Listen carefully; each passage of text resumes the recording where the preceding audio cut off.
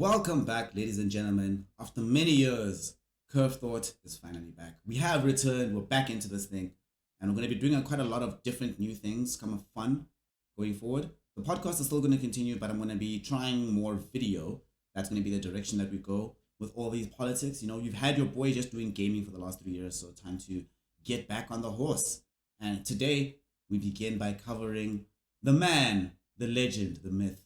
He who brings all South Africans together in hating him beautifully. Adam Habib, former Vice Chancellor of Wits, who, let's just say, made his name for the way he decided to treat students during the very famous Fees Must Fall protest. And we'll see. Let us hear, in the time that he's left Wits, since he's adopted a post now at the School of Oriental and African Studies over there in the UK. Let us hear from Comrade Adam. Can I ask you a question? You mean you want me to answer? Yeah. Oh, okay. Sorry. So the issue around that is, firstly, on the nigger, somebody. Woo! Woo! The thing that I really love here is just as he says it, man. Literally, you can see as he says it. There's that comrade in the top right, the other comrade in the bottom left, and the lady in the bottom right. Their expression, just everyone around him, it's beautiful. Let's go back and watch again. Let's go back a little bit. Sorry. So the issue around that is, firstly, on the nigger, somebody making that allegation and just bring it to me. I don't know the case. This is the first I've heard of it. Sure. Adam, listen. Adam. You gotta read the room, Adam. You gotta read the room, fam. This wouldn't have been as bad if what happened next didn't happen. It's historically been ignored when students have raised it, and now you have just used it in a public meeting with students, and like many students are saying, and I find it myself unacceptable to have used that word in the meeting. Absolutely. Well, you do, I don't actually. I come from a part of the world where... Yo, keep that energy somewhere else, Adam. My God, listen, when you get caught with your hand in the cookie jar, you're the one that's messed up, right? The very least you could do is not be the human being that responds vehemently with your chest, you know? Be a little bit more measured, Adam. At the very least, show some humility about what's happening to you right now. But maybe we're prejudging. Perhaps Adam Habib, former Vice Chancellor of Wits, will take this, right, into such an interesting direction rhetorically that we'll be forced to conclude that in fact, he is 100% correct for saying nigger in this context. But let's see. Adam, take it away. We actually do use the word, and we said that it's unacceptable. I'm sorry, but you're not a black man. You cannot use that word. That is not your lived experience. You do not face the trauma and the oppression of black bodies, what we go through 24/7 for the last 500 years. You do not embody our history. So therefore, you cannot use the word. Many writers, even our own alumni, such as Walter Rodney, have written as to why people, non-black POCs and white bodies should not use the N-word. Because when it comes from that perspective, then it means a whole different story from when it comes from our own perspective, which is the autonomy and the agency and the reclamation of our own history. So can I, not that's use a that lovely word. position. Can I'm sorry I offended you. Okay, so the moment somebody just says, I'm sorry I offended you, not I'm sorry I said something offensive, then you know you're in trouble dealing with this human being. And there's a 0% chance he's going to backtrack. There's a 0% chance he's going to absorb anything that's been said to him right now. And there's 100% chance, I guarantee you, that he's going to turn this into an excuse factory right here. But let us hear. Perhaps I'm wrong. Where when somebody uses it, I'm using it, the context matters. And what... Okay. I mean, the context does matter. Don't get us wrong, Adam. You're not wrong about that. But that doesn't help him here. That's actually a really weird argument for him to come with. It's in essence, right, what he's trying to argue, in effect, because he starts with, I'm from a part of the country in the world where we use it, and I'm from a part of the country in the world where the context matters, right? He's basically steps away from saying, I have black friends, and they say it's okay if I can use the word. I mean, this is, it's especially to bring up the context, because even if he wants to ground it in context, right? Consider the room he's in. He's not in a room where that free association of context is available for him to appeal to, for him to be able to say, no, I'm actually completely correct to use this word. I mean, look. Let's be serious, right? Let's go away purely from just bashing Adam Habib. Like, let's try to find some credence in some semblance of the plotted arguments that he tries to present to us. In the portion of the argument where he speaks about context, there are contexts, honestly, where non-black bodies, right? The comrade over there in the bottom left has already given us the full argument as to why, for the most part, non-black bodies shouldn't be using it, right? Didn't take very long. But in the event that, let's say, you want to find yourself using the young N-word, right? You want to say this. If you are in a situation, let's say Adam says he's from a part of the world where this happens, he's with other people that know him, with other people that have that long history with him, with other people that, frankly, you're behind closed doors. We're South African. We know what happens behind closed doors at the price or whatever. Obscenely shocking kind of communication takes place there.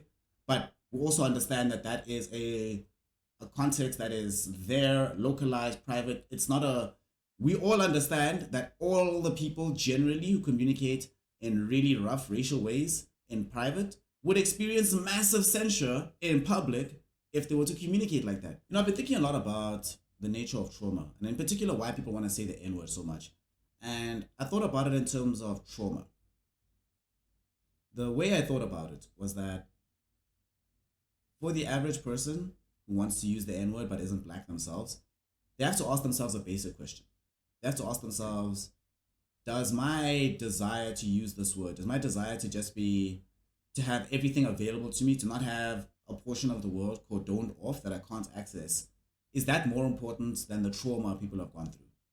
People are trying to reclaim the word, not just because of history, no, but it's a way of dealing with trauma, right? Anybody who's worked with people or engaged with people that have gone through a very traumatizing experience will know that one of the most powerful things we can do to overcome trauma is to go to the site of the trauma and be able to stand in that space proudly and not have that be a debilitating experience for you. Now, regrettably, language can also be a massive site of trauma for many people. And language in particular on the black body was used, in so many ways to traumatize us the world over. Not just here in South Africa, in America, in the UK, in South America. Just, if you're existing on the globe right now, language has been used to traumatize you as a black body. So the project of reclamation, or the project of engaging that trauma, is one that is just simply not available to Adam. And one of the reasons it's not available to him, he's telling us about the context. I come from a place where it's used in this particular way and everything's okay. The thing is, basically what he's saying is that I have homies that let me use the word and everything's cool and nobody minds, right? But the issue with that is, in that enclave of space, in that particular zone, isolated away from everybody else, you can do whatever the hell you want, right?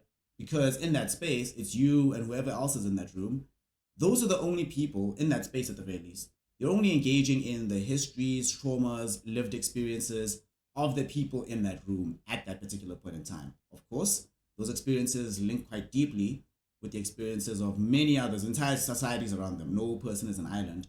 But nonetheless, you are in that particular communication. You don't have to be cognizant of the ways in which trauma has affected billions. You only have to be primarily cognizant of the way the trauma has affected the people directly in front of you. Now you're speaking publicly though. It's not your homies, it's not your crew, it's not your friends. You're in a situation where you can't help. Your argument in your mind about how those friends have given you the right to communicate in this way, those friends don't have that right. Your friends, your black friends, do not have the right to give you carte blanche on how to treat all black people. They can tell you how to treat them and how to treat their trauma and how to treat their experience. But they can't tell you how to do that wholesale for black people across the world. If, in effect, if you come forth with the argument that you have this privilege, I remember Slavoj Žižek also had a particular thing where we were talking about, he got this nigger pass from some homies and he was super happy about it. And I thought to myself, this is the most insane thing ever. Just because a small coterie of people have said it's okay for you to treat me in this way, that does not give you carte blanche to just go forth and treat everybody like this. This is such a outlandish. I mean, are we really here in 2021 having to really argue and talk about how not to use certain slurs? The thing that frustrates me about this, honestly, and I already feel like I've taken up way too much time discussing this particular issue.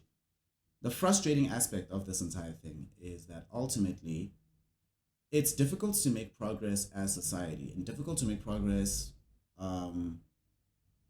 towards a world that actually allows us to fully deal with the history that we've inherited, to fully try and engage in the justice required for the history we've inherited. It's very difficult to do that if the ersatz intellectuals insist on flattening the space like this, right? You have to be able to highlight the contradictions and say, look, there's a contradiction here. There's an issue at play. Let's solve that issue.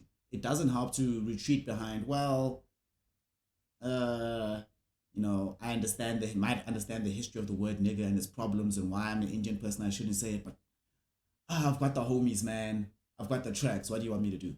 I will say, as a final parting word, that if Adam Habib had made the decision to say the word nigger with a beat behind him and wearing a gold chain and had some jewelry on, then we might be having a different conversation. Unfortunately, Adam Habib is trying to pass this off as a legitimate form of expression, and that's no. Thank you so much for getting to the end of the video. If you liked what you saw, make sure that you're mashing that subscribe button as hard as you can. Hit the notification button as well so you know the next time we go live, and consider giving the video a young thumbs up so that it appears faster in the YouTube algorithm. Until next time, I'll see you then. So, goodbye.